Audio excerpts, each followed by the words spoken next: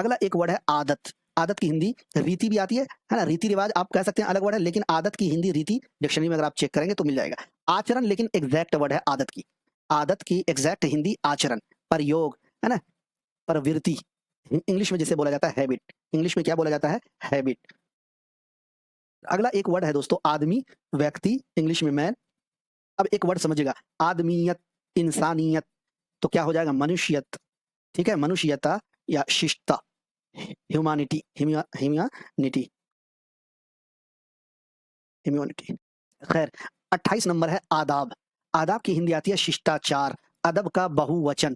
अच्छा, बहुवचन जो है, जैसे हम आपको इसके भी मतलब जैसा कि मैंने कहा हमारे जहन में जो सबक हम आपको पढ़ाएंगे उसके खाके सारे तैयार हैं, जैसे जमा, वाहिद, जमा, मुतजाद, मुतरादिफ, ये सारी की सारी चीजें हम आपको पढ़ाएंगे। बहुवचन जो आप देख रहे हैं इसको उर्दू में बोलते हैं जमा। अदब, अदब की जमा आदाब, मीनिंग हिंदी में शिष्टाचार। क्या दोस्तों, शिष्टाचार। इंग्लिश में बोलते हैं मैनर्स, क्या बोलते हैं, मैनर्स। मुआविन उर्दू मुतरजिम की मेयारी तैयारी के लिए AR डिजिटल के साथ जुड़िए। AR डिजिटल के यूट्यूब चैनल को सब्सक्राइब कर लीजिए, एप्लीकेशन को डाउनलोड कर लीजिए।